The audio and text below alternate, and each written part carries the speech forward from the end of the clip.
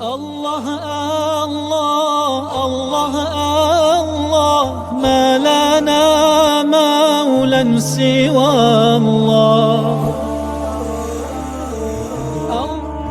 كلما ناديت ياه قال يا عبدي أنا الله زحزحي الحجب فقلبي غاب في ظلمة ذنبي نظرة في العمر حسبي تجعل الميت حيا كلما ناديت ياه قال يا عبدي أنا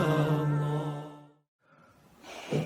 أعوذ بالله من الشيطان الرجيم. بسم الله الرحمن الرحيم. الحمد لله والصلاة والسلام على رسول الله وعلى آله وصحبه ومن والاه أما بعد. Hürmetli qarindoshlar, biz bugun Sura Niso'ning 48 oyatiga keldik. Ilgirki suraning 5-dan tortib ta hozirga qadar kelgan so'zlanayotgan darslar inson qurilishi, yakka insonning qurilishi, ya'ni yaratilishidan boshlab so'zladi ya oyat. Yakka insonda bo'lishga tegishlik hayot dunyodagi yo'l tanlash masalasi.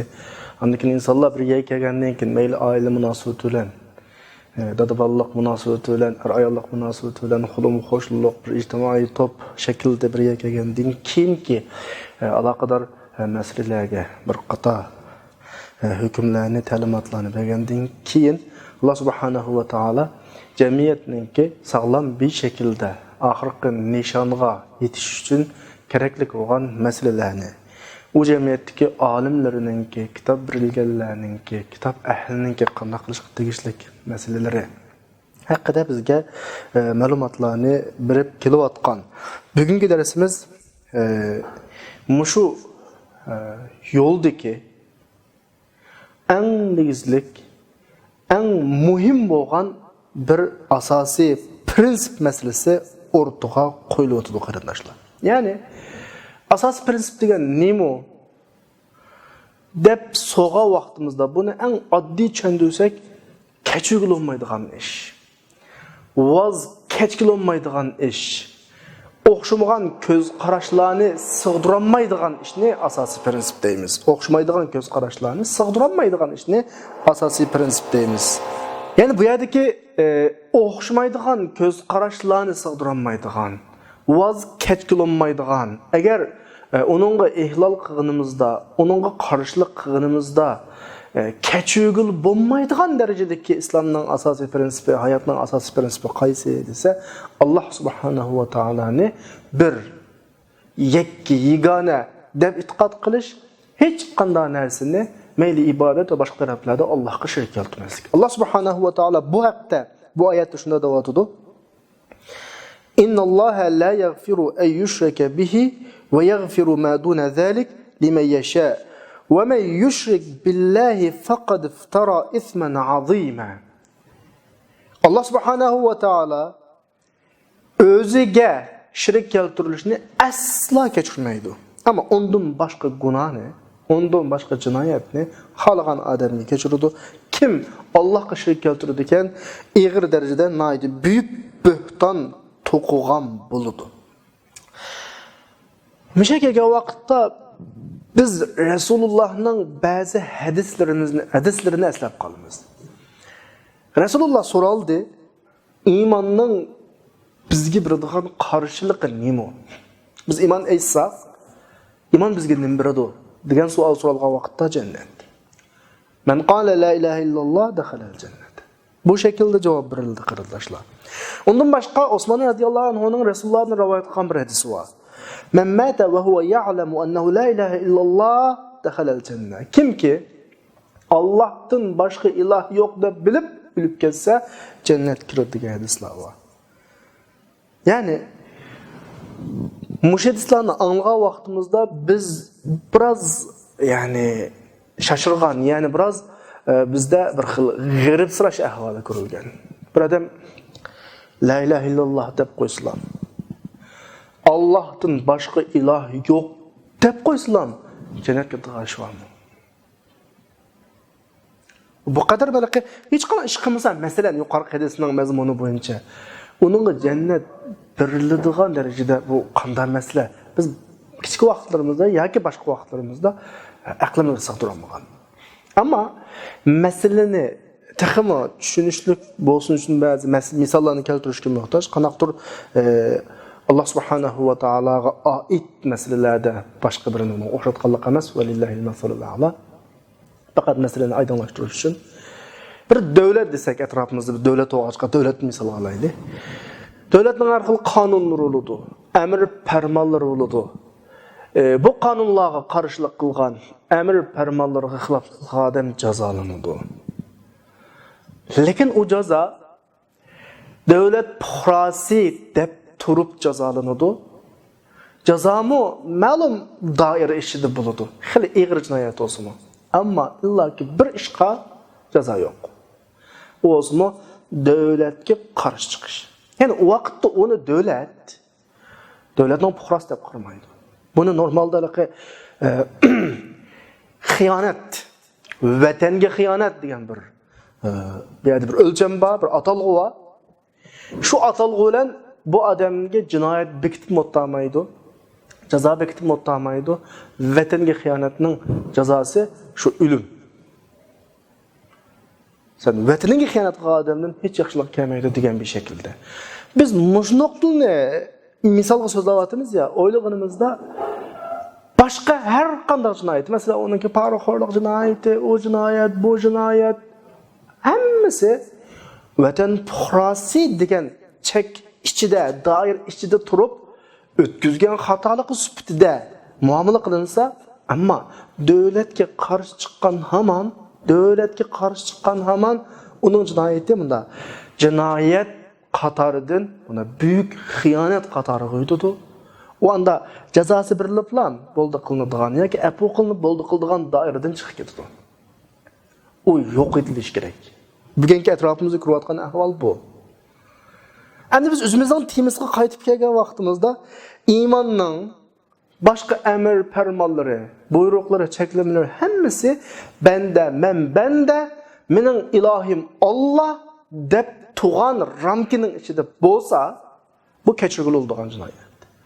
Afu qilinadigan jinoyat. Ammo mush chekdan o'tib Allohni mening ilohim deb e'tirof qilmagan vaqtda yoki Alloh bilan boshqa ilohlar billa bor degan vaqtda ma chekdan chiqib ketgan bo'ladi vaqtda. Uni kechirgul olmaydi. Shuningga Abu Zarninki bir faxrlanib turib, xushallanib turib so'zlaydigan bir hadis var. Bu hadisda Rasulullah Eşhedü en la ilahe illallah ve eşhedü enne Muhammeden Rasulullah deb guvohlik bergan odam shak qilmasa jannatga kiradi degan hadis. So'zlangan vaqtida Abu Zar bilan Rasulullohning o'tirdi bo'lgan bir dialog va qisqa dialog. Abu Zar radhiyallohu anhu takror shaklda u odam o'g'irlik qilsa-mu, zina qilsa-mu shunda olamdi. Rasululloh ha shunda oladi. Takror o'g'irlik qilsa-mu, zina qilsa-mu shunda olamdi. Ha shunda oladi. Yana takror o'g'irlik qilsa-mu, zina qilsa-mu shunda olamdi. Rasululloh 3-qatim endi rag'ma anfi Abi Zar ifodasini qo'llanadi arablar. Ya'ni bir xil sen qancha buningga tushunmasangmi, qoyil olmasangmi, amaling yo'q, ish mushunda, hukm mushunda. Rasululloh Allohning had hududlariga, bayatning o'g'irlik, zinaga o'xshash ajoyib Abu Zar g'ayur bir inson. Cheklamaga u qadar rioya qiladigan inson. Shunga ig'ir kelyapti. Qancha o'g'irlik qilsa, qancha zina qilsa-da. Rasululloh eng oxirisida normalda biz Uyg'urcha ifodada siz chidamasingizmi, bo'g'liq bo'ldi yoki mashta bo'ldi degan ifodani qo'llandi. Abu Zar radhiyallohu anhu mush ifodani har qanday tilqog'anidan xushal kulimsirab. Chunki o'zi u qadar chin. Allohning cheklamalariga nisbatan u qadar hassos. Ammo o'zining shu bir takror shu yerda Rasulullohdan so'rash orqali bir yo'lning bir meselenin aydınlaşqanlığı, Allah'ın rahmet işkinin açılğanlığına özünün şahit olğanlığından özü biraz memnun. Şolaşqa muşu gapni qo'shib deydi her daim Resul hadisini tilg'agan vaqtda aş özünün ismini billi qo'shib Resulullah rağma anfa Abi Zer deb azraq bir oxirida meseleni kesdi ya, şu noktalarını billi qo'shib qanday qiladi tilg'aladi. Ya'ni balki meseleni tushundinglar qarindoshlar. Qur'oni Karimda o'g'irlik qilganlarning jazosi var. As-sariqu was-sariqatu faqta'u aydiyahuma. O'g'rining qo'lini kesinglar, masalan. Zina qilganlarning jazosi var. Az-zaniyatu vaz-zani fajlidu kulla wahidin minhuma 100 jalda. Bunun jazosi var. Ama İslam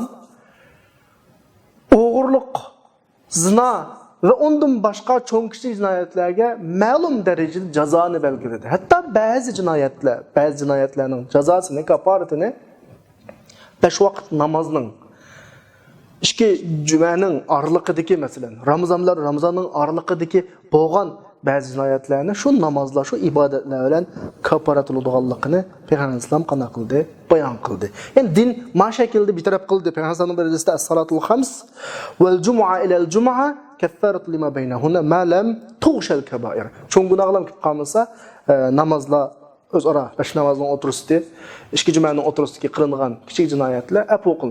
Ya'ni islom bu xil shakldagi jinoyatlarga afu ishiklarini favqulodda ko'p echyapti. Çünkü bu cinayet olsa mı, hatalık olsa mı ama özü ben bir Müslüman, ben bir imanğa mensup olan şahıs, Allah ile iman toxtamı tüzgen şahıs, diğer ramkının içinde durup boğaçqa insandan acizliği var tabi. Ma noktadan boğaçqa Allah rahmet işkini türlük şekilde çözdü. Ama asasi mesele kelgan vaqtda, prinsip mesele kelgan vaqtida yani muşu ramkının üzüge kelgan vaqtda meseleni kesdiki Allah üzüge şirk keltirishni asla qanday qilmaydi, kechirmaydi. Asla kechirmaydi. Yani misha kelgan vaqtda qarindoshlar biz Allah subhanahu va taoloninki bu qadar bu masalaga nisbatan chin ifodalarni qo'llanishi, bu chek-chegirini nihoyatda aniq, keskin bir şekilde qanaqa o'tishi, bekitib o'tishi amaliyotda bizning o'zimizga foydali, bizning hayotimizga favqulodda zo'r ta'siri bor. Masalan, bunun qanday bizning hayotimizga ta'siri bor desa, Alloh subhanahu va taoloning kamoli sifatlariga, jalolati, ulug'ligiga, qudratiga bizning butun yer sharidagi hammalarning iymon etib ketishimiz, qat'iy shirk keltirmasligimiz qilchilikni foyda kelmaydi.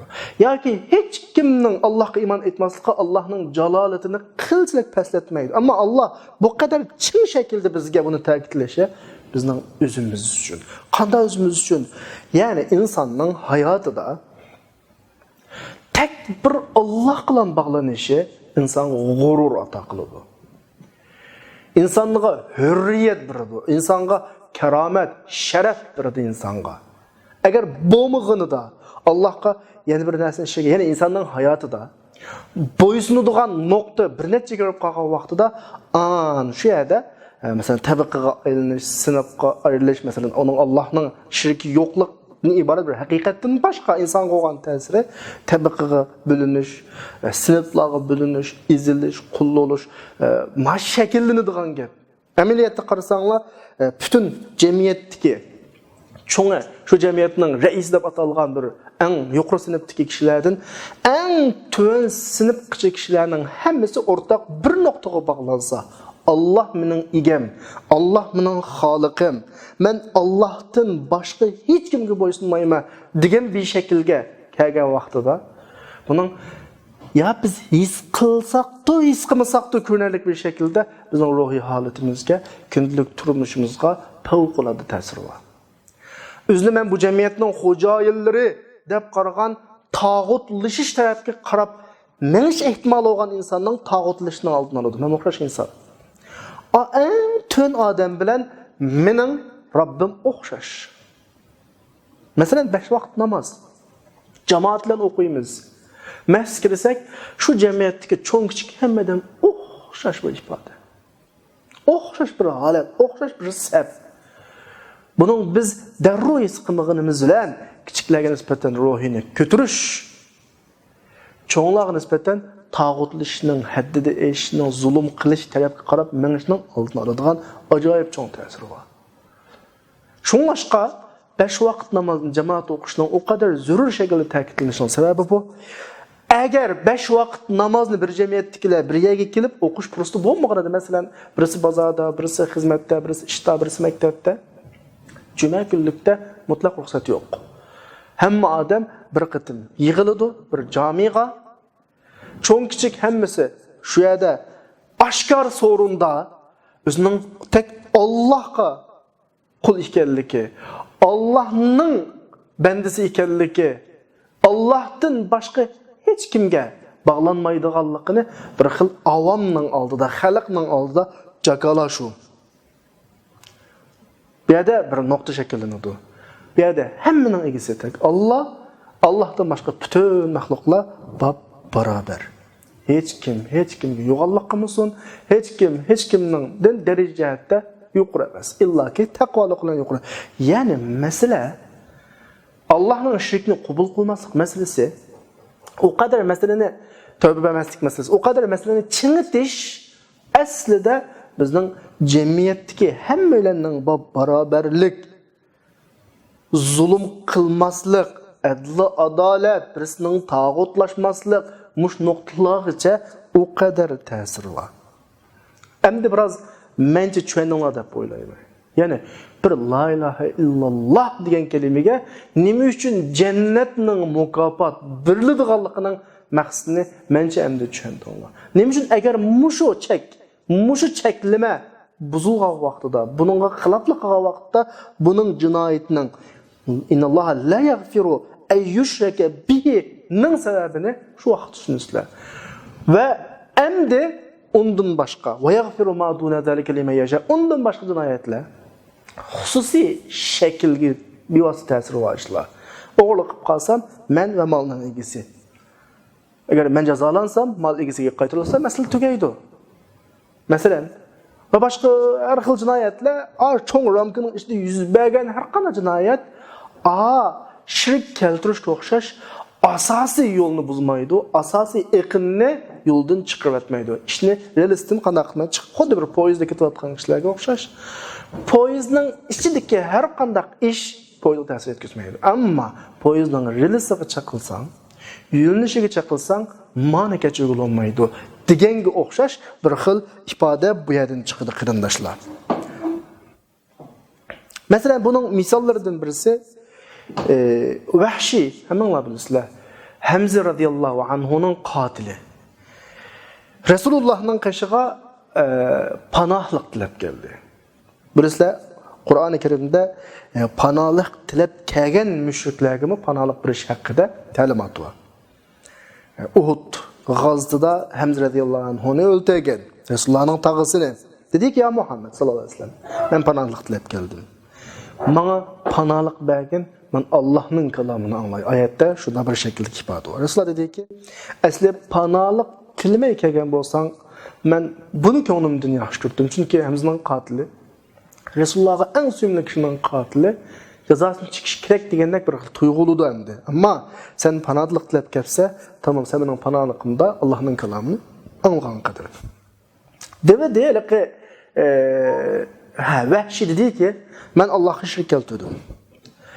Allah haram qilgan nohaq jonni o'ldirdim. Zina qildim. Allah mendan tavbani qabul qildi.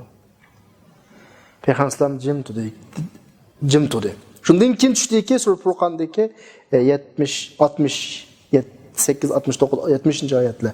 Vallazina la yad'una ma'allohi ilahan akhar va la yaqtuluna an-nafsa allati harrama Allohu illa bil haqq. Ya'ni Allah bir ilahni shirk keltirmaganlar, haqsiz nohaq jon o'ldirmaganlar, zina qilmaganlar deb sanab kelib oyatda mu'minlarning qatorida, ammo shu ishlarni qilib qolganlar eng ig'ir jazolanadi. Alloh uningga qiyomat kuni azobni hassilaydi va mengu ig'ir ichinishlik azob bilan qilib qoladi deb bo'lib 70-oyatda lekin illa man taba va amana va amila solihan. Lekin tövbe qilsa, iymon etsa yaxshi ishlarni qilsa, Allah ularning shu yomon ishlarini mi yaxshilikka o'zgartirib beradi degan bir ifodasi bor oyatda. Oyat tushdi. Vahshiy o'zining o qadar xatoliklarni, qilganligini tilga olgan oyat tushdi. Demak, insonga har doim yo'l uchuq yani. Tövbe qilsa, shu vaqtida Rasululloh Vahshiyga bu oyatni tilovat qilib bergan vaqtda dediki, bu yerda bir shart bor ekan. Tövbe qilsa, yaxshi ishlarni qila olsa deb. Men bu tövbe qildim, lekin yaxshini qilolmasligim mumkin. Yaxshini qilish imkoniyatim yo'q degandek bir gapni qilib edi.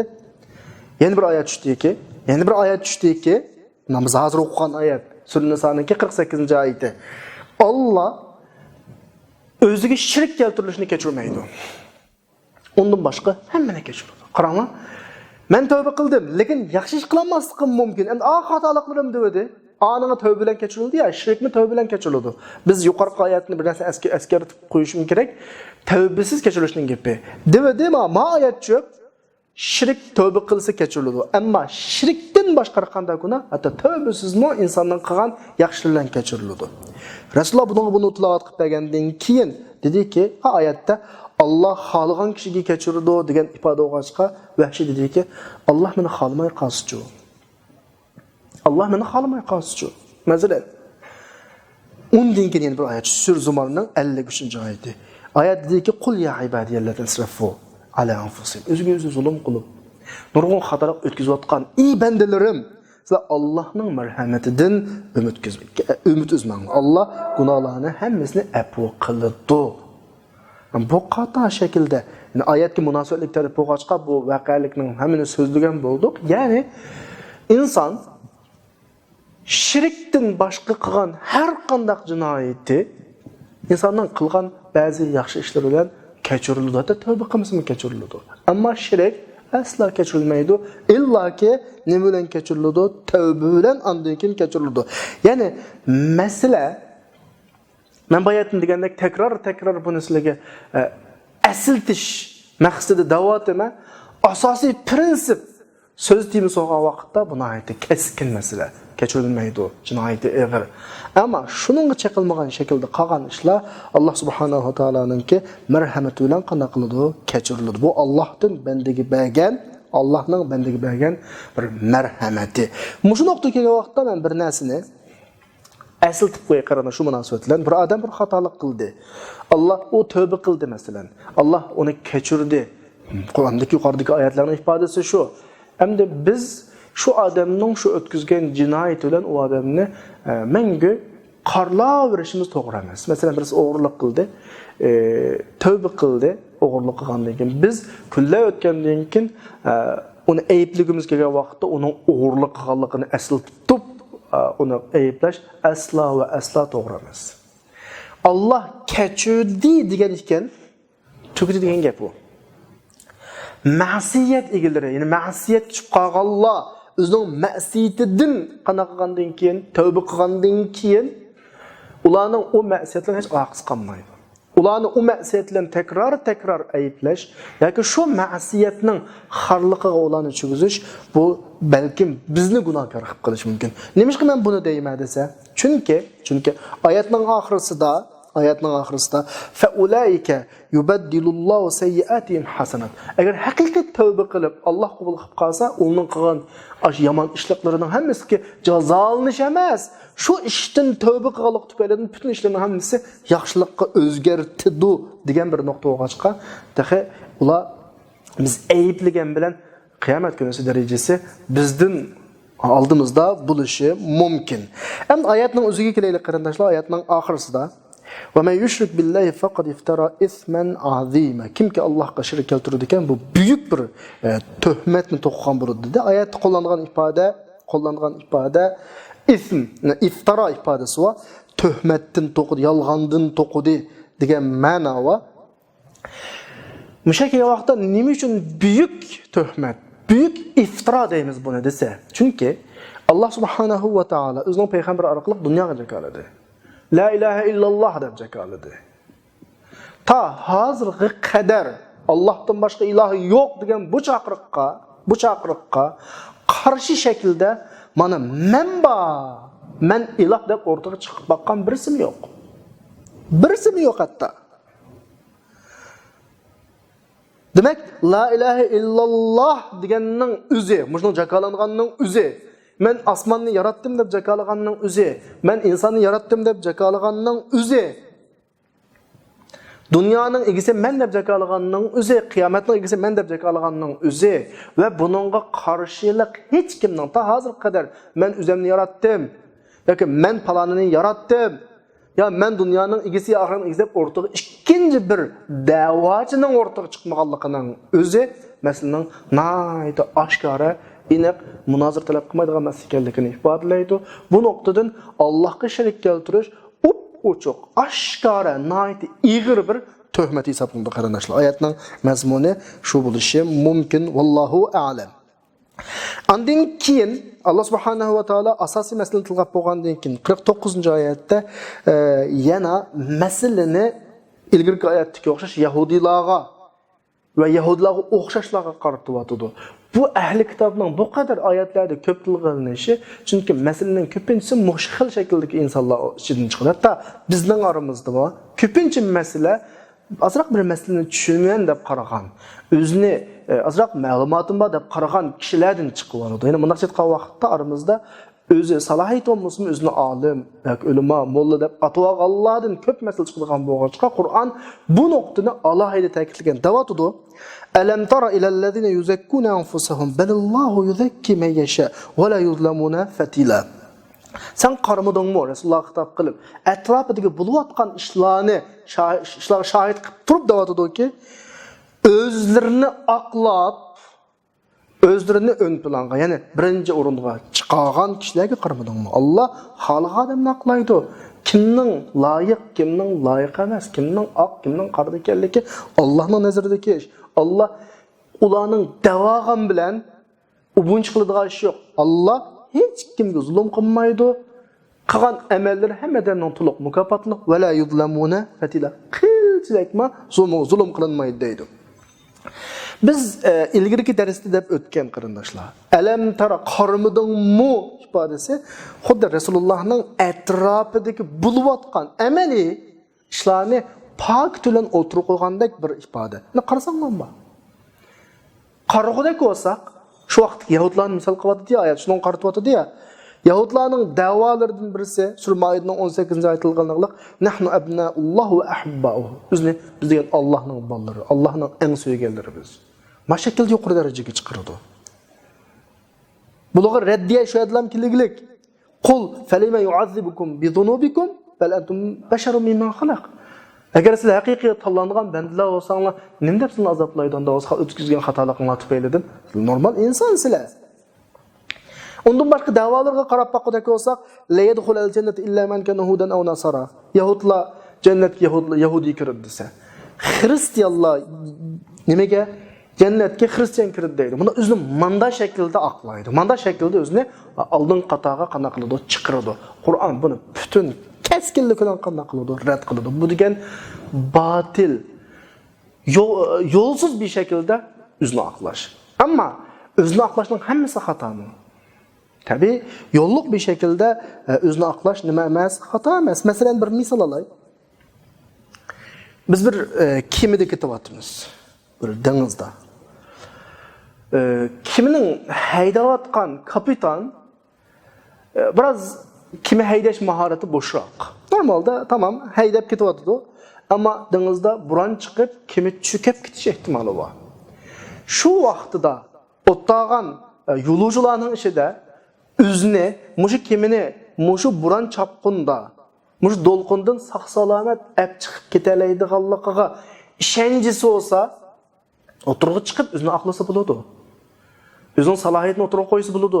Kapitan, sizning iqtidoringiz men kemini haydab, chiqib ketishga yetmaydigandek qildi, men qila olmayman. Men qilay. Bu o'zini batil aqlaganlik emas, chunki masala jiddiy. Azroq xatolik bir kemidagi butun yo'lovchilarni dengizga cho'ktirib o'tishi mumkin. Manda o'rinda aqlasa bo'ladi. Masalan, buning misollarini biz Qur'oni Karimda sura Yusuf alayhisolamning qizida ko'ra olamiz masalan. Hamma bilamiz Yusuf alayhisolamga Alloh subhanahu va taolo chush ta'birini biraleydigan bir ixtana taqılgan. Esonlar bolsun tush ta'birini birish bu ügünüdigan bilinmez. Bu degen Allah biridigan bir talant bu. Şoňaşqa heliqi padişahning tushini atrofidagi tush ta'birchilarga degan vaqtida bular avval bu bir chepil yo'q. Ya'ni qalaymagan tushda bo'lib, kim insof qildi yani. Dediki: "Wa ma nahnu bi ta'wil al-ahlam bi'alimin." Sura 144-oyat. Biz tush ta'birini bilmaymiz dedi. Şoň bilen padişah bu tush ta'biriga kim ta'bir bereleydi deb izdigan vaqtida Yusuf alayhissalomni tilga oldi atrofidagi kishilar. Shu atrofidagi kishilarning birisi burun Yusuf alayhissalom bilan birga turmaga kirgan. Bu mu yani şu Sura Yusufning 36-oyatida "Wa dakhala ma'ahu as-sijna fatayan." Yusuf alayhissalom bilan ikki yigit turmaga kirdi. İki yigit o'zining tushini Yusuf alayhissalomga shu vaqtda deb Yusuf alayhissalomda uning ta'birini olgan. Bu hikoya menga bildigan hikoya. Endi mushu ikki yigitning Yusuf alayhissalom o'zining tushini tush ta'birini deyishdiki asosli sababi nima edi desa, "Inna naraka minal muhsinin." Biz sizni yaxshi insonlarning qatoridan, Allohning tanlagan bandalarining qatoridan deb qaraymiz. Mishakka vaqtda bir narsa qistirib qo'yay, munosabatsiz bo'lsin-mi? En eskidenmi yaxshi odamni farq etolmaydi. Kazzab odammi sodiq odamni farq etolmaydi. Chunki o'lcham o'xshash. Eski odamning kallasi bilan yaxshi odamning kallasida o'lcham, qimmat qarash o'lchami o'xshash. Faqat u ash o'lchamdan chiqib eskilik qiladi, ya ash o'lchamga o'chib yaxshi odam bo'ladi. Shuningga en yolg'onchi, saxtpaz odammi o'zining tijorat shirkatiniki rostchil, samimiy odam bo'lishini favqulodda umid qiladi. Ya'ni turmadagi ash ishga bilan jinoyatlarni kirglik tabiiy turmoqqa, ammo Yusuf alayhissalomninki taqo turuqi, o'ltigan, qopqan ish so'zlaridan Yusuf alayhissalomninki o'lchamlik inson ekanligini, muhsin, yaxshi inson ekanligini tunib yetganda, chunki qallisda bir nimalar degan bilan insonning bayatligidek bir o'lcham bor. Shu o'lchamga chiqib, ha bu odam yaxshi. Shuni bilan Yusuf alayhissalom bu yerda bular tush ta'birini so'g'an fursatdan foydalanib, bularni bir dinga da'vat qilgan bo'ldi. Hatta o'zini shu vaqtda menda bir men demakchi bo'lgan kiltik bir nuqta bor, ya'ni nuqtaliq bir taraf bor. Yusuf alayhissalom shu vaqtda bularga men tush ta'birini sizlar mushu yeydigan tamoqinglar kep bo'g'icha men sizning tushingizga ta'bir berib bo'laman. Uni o'zining tush ta'bir beraleydiganligini o'zini o'tirg'a qo'ydi. Chunki Yusuf alayhissalomning shu vaqtida ulug' demakchi bo'lgan bir cho'ng gapning birisi bor. Zalika mimma allamani robbi. Buni menga Robbim o'rgatgan. Shundami? Inni taraktu millata qawmin la yu'minuna billah. Men Allohga iymon etmaydigan qavmning dinini tashladim. واتبعت ملة آبائي إبراهيم وإسحاق يعقوب. من إبراهيم إسحاق يعقوب قطرلق أطلرم من دينغا أجشتم. أرباب متفرقون خير أم الله الواحد القهار. Tarqaq. Her xil ilahlar yaxşımı yoki yakki yegana qahar olgan Allah yaxşımı degandek bir qata ulug' yetkizmoqchi bo'lgan diniy ta'limotlar bor. Mushning ehtiyoji bilan o'zini aqlidi. Aqldiki men tush ta'birini beralayman. Buni menga Alloh o'rgatgan dedi. Ya'ni o'zini aqlisi bo'ladi.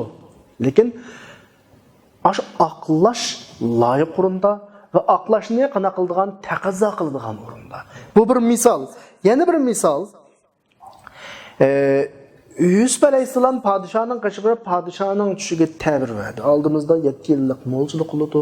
Undan keyin 7 yillik nima bo'ladi? Qurg'oq vaqt bo'ladi, qurg'oqchilik. Ma 7 yilda ma'lum darajada tayyorlik qilib olib, keyin 7 yilni o'tkazishimiz kerak degan o'rinda mushu qiyinchilik oldida Yusuf alayhissalom nima dedi? Ij'alni ala khazainil ard. Meni ma xazinaga qanaqa qilslar, boshliq qilslar, xazinaga mas'ul qilslar deb o'zini manda aqladi. Salohiyatini manda o'rtaga qo'ydiki, inni hafizun alim. Men amanatdor, pul masalasi ya, mal-mulk masalasi, boylik masalasi va ma'lumotim bor. Ishni go'zal bitirib qila olaman. Ya'ni ehtiyoj bo'lgan vaqtda o'zini tamoman aqlasa bo'ladi. Haliqi bir munofiqlardan birisi kelib payg'ambar alayhisolamga g'animatni taqsim qilayotgan vaqtda odillik qildi dedi. Rasululloh o'zini aqlida dediki, "Vallohi men deydi. Mushu osmon ostidagi Osmondimi aminman, zimindimi aminman. Rasululloh o'zini aqlayotdi bu yerda. O'zining layoqat salohiyatini o'rtaga qanaqyotdi, qo'yayotdi. Demak, aqlash agar to'g'ri bo'lsa, bo'laveradi. Masala yo'q. Ammo aqlash xato bo'lsa, aqni qor qiladigan, qarini oq qiladigan, pastni ko'taradigan, yuqorini tushiradigan bo'lib qolsa, bu to'g'ri emas. Shunga sura Najmninki 32-oyatidami "Fala tuzakku anfusakum va a'lamu biman ittaqa." O'zingni aqlab yemangmi? O'zingni ko'tarib yemangmi? Alloh kimning taqvoligini eng obdan biladi. Aqlig'ingni baka Allah sening aqlig'ingni qarama. Batil shakldagi aqlash masalasi. Endi hozir bizning o'qiyotgan 49-oyatimizda Allah ahli kitobdagi Yahudlardagi ashunday bir nachar xislatga Rasulullohning ishorat qilib ko'rsatadi. Qaradam ularga, qaramam ularga, ular o'zlarini qana qiladi, aqlaydi. Bayatni dedik ya, qanchalik shaklda aqlaganligini qana qilyapmiz, ko'ryapmiz. Hatto biz degan Allohning tanlagan bandalari. Do'zax kirmaymiz. Necha kun kirmizdan do'zax kirib qolsak agar. Jannatga shu faqat Yahudi kiradi yoki Xristian kiradi degan bir shaklda o'zini aqlaydi endi bular. Deb bo'lib, har qancha qilib ketanglar qiyomat kunisi biriladigan jazo mukofot aynı shaklda beriladi. Hech kimga hech qanday shaklda zulm qilinmaydi. Ya'ni wala balillohu yuzakki man yasha. Alloh xohlagan kishini qanday qiladi? Aqlaydi. Xohlagan kishini degani Allah hamını biladigan bo'lg'achqa aqni aqdaydi, qarini qardaydi. Wala yuzlamuna fatila. Hech kim qilchilik qana qilinmaydi. Zulm qilinmaydi. Bugungi darsimiz mushayda vaqt munosib bilan oxirlashdi. Kelar soatlik darsimizda ko'rishguncha hammalarini Allohga omonat qildim. Va oxir da'vana alhamdulillahi robbil alamin.